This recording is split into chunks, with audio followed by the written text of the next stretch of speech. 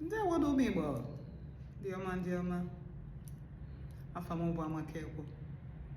Abụ m nwanne unu nwaanyị so na ndị na-akwado ntọala ọdịnala na omenala Igbo. Ndewo nọ. Taa bụ 15th October 2025. N'ọgwụ afọ ndị bekee, n'ọgwụ afọ Igbo. Anyị nọ n'ọnwa nke itenaanị n'izu Igbo. Tata bụ Nkwọ. Ndewo nọ. Anyị ekele Chukwu Okike na mmụọ niile ya na okike na-alụ ọrụ. Anyị ekele mmụọ na-eche anyị be nna anyị Igbo niile na anyị niile bụ ụmụ Igbo bigasị. Ndewo nọ. Nkụzi ndị bịa taa bụ ka anyị ga-esi welu na eme ka ndị enyi anyị na mmụọ na-abawanye ụba. Anyị ma na anyị nwere magasịrị ndị enyi.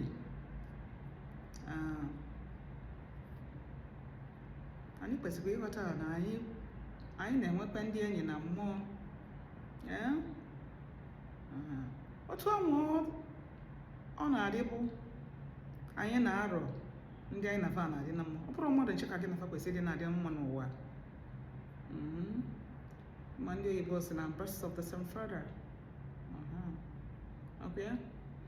So ị ga na-arọ ndị enyi gị, ọ bụrụ mmadụ ncha ka ị ga na-ebugafa na-abata gị na-abịa gị nso. Ọ kachasị ndị agwafa na-adịsịrọ mma ka fa welu dịka ibutalụ gị uke na uchu sofa.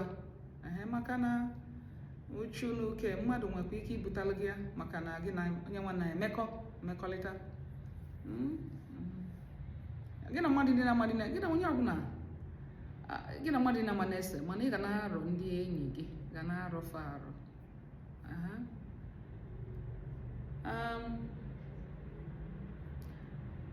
Anyị kwesịrị ịmụ anya na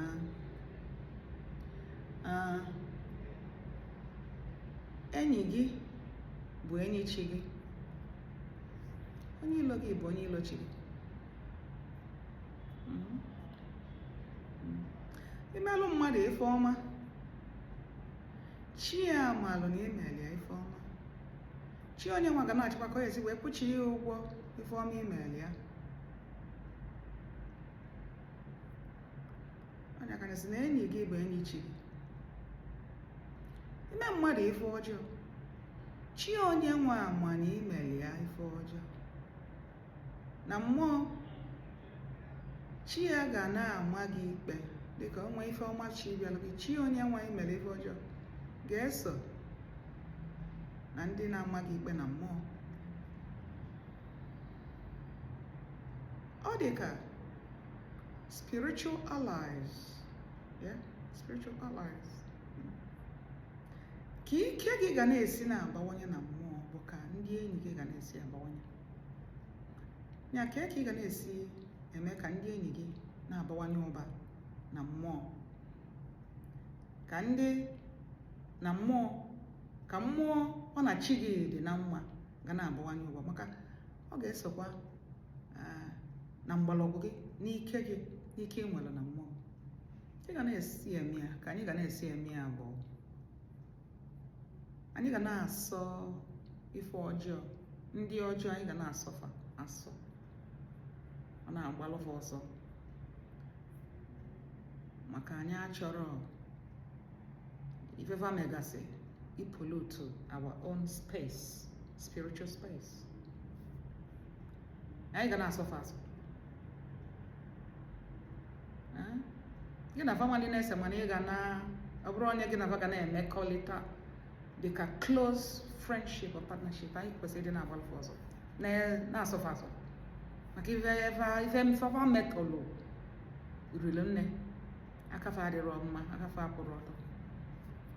Ịmakwa na onwe dịka enwere ka ihe esisolu mmadụ ịnụ nụrụ dị akụkọ na mmadụ na oyi ya jele ebe na ose oyi ya je ndị ilo na-achị oyi ya ebe a na-achị oyi ya.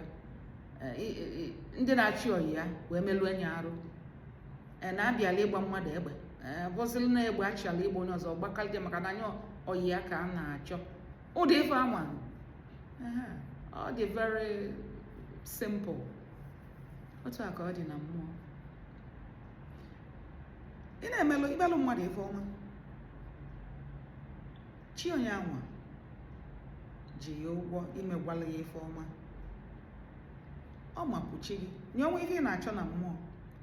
Ọ ga-eso na mmụọ bụ your allies chi gị ga-anọ na mmụọ na-akwado gị, na-etinye aka, na-ekpelu gị, na-eme ka ife ị na-eme ka ọ na-aga. Ọ ga-eso na dị ka allies chi gị nwelu na mmụọ. Mana ọ bụrụ na onye imere ife ọjọọ, otu ọma ka ọ dịkwa, ọ ga na-egbochilu gị, chi onye nwa ga na-egbochilu gị ife na mmụọ. Ya ịfụ na ka ị na-eme ife ọma, na-emelu ndị mmadụ ife ọma, na-emelu ndị mmadụ ife ọma. Ife ọma pụrụ so inye mmadụ ego. Ka esi emelu mmadụ ife ọma erika. Onye aka gị ra ma ike bụ na ịsụọlụ mmadụ akwa, agadi nwaanyị na iji esụọlụ ya akwa, na iji ezali ya ụlọ, na ificheli ya ụlọ, na ọchị isi na inyeli aka sieli ya nri. Ọ nchebụ ife ọma nụ. Ebe ọ na-akpa mmadụ na ịgbago ife ọma abụrụ ọsọ mgbe inyelu mmadụ ego. So otu isi na-emekwalụ mmadụ ife ọma otu anwa ka chi onye ahụ imere ife ọma na mmụọ ga-esikwe na-ekene chi gị. Onwe mkpa ji chi gị, enwere ike nyelu chi ya aka maka ife ọma ime. Otu a ka ọ dịkwa ife ọjọọ anyị na-eme, chi onye ahụ mmụọ ya ajekwa na-emebila anyị ife na mmụọ. Ya ịfụ na ị na-eme ife ọma, na-emelu ndị mmadụ ife ọma, ịfụ na ife ga na-agala ya mfe, ife ga na-agala ya nke ọma.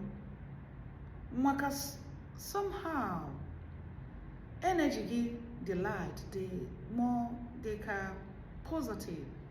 Maka mmụọ gị na-attract positive vibes maka ife ọma ị na-eme. Ị na-eme ife ọjọọ, otu aka ọ dị uchu na ukeju ya. Ị na-emegide ndị mmadụ, ka ị na-emegide ndị mmadụ bụkwa ka ndị ilo gị na mmụọ na-abawanyekwa ụba. Ọkwa anyị na-aghọta ya. Ya onye ka anyị ga-eji ghọta na ime ife ọma ka mma, na anyị ga na-aka arụ ka ọ bụ sọsọ ife ọma ka anyị ga na-eme mgbe niile, na ọ bụrụ ife ọjọọ. Ọzọ bụ na anyị ga-ejisi ike ndị ajọ mmadụ, ndị pịtọsịrị onwe fa, ndị pịtọsịrị aka fa, na anyị ga na-ezefe eze. Ọ bụrụ ndị anyị na-afa kwesịrị ịdị na akpakọ, emekọrịta, maka na ife sogasịfa uke julufa arụ, ọdachi julufa arụ sova,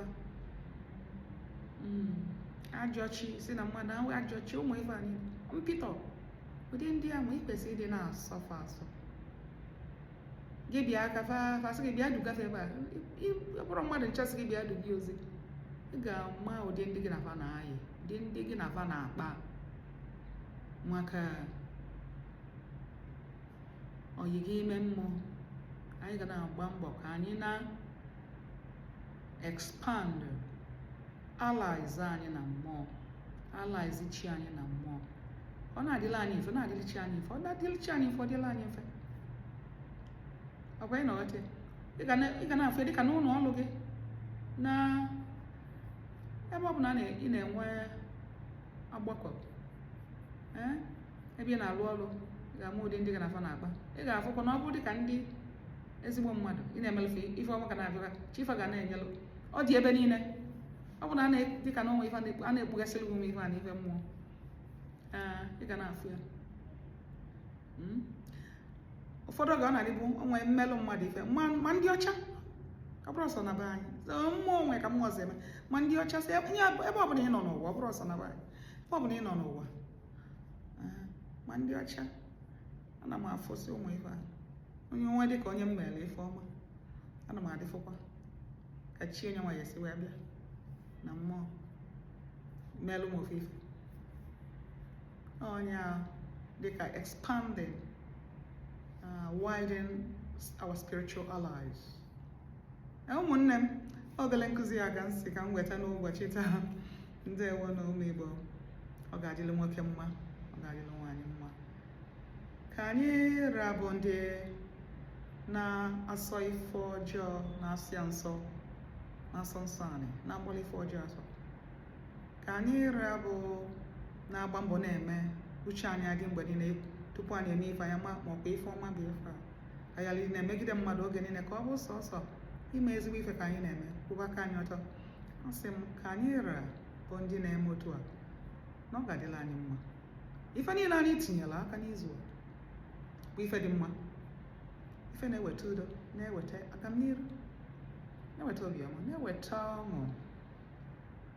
Na ọ ya aga, asị m na ọ ya aga, na chi anyị ya ekwe na ọ ya aga, na mmụọ niile anyị nyela aka, na chi ife niile ga-ekwe na ọ ya agala anyị na mma. Na fa nọrọ n'ebe a na-akpa nkata maka anyị, ebe a na-agba izu maka anyị, na fa ga-eme na ọ ya agala anyị. Ọ promotion ka anyị na-achọ, na anyị ga-enweta ya. Business contact anyị na-achọ, na anyị ga-enweta ya. Ife ọma niile anyị tinyere aka izu ọ ya agala anyị ebe niile anyị nọ, ebe ọ bụla anyị nọ nọgide.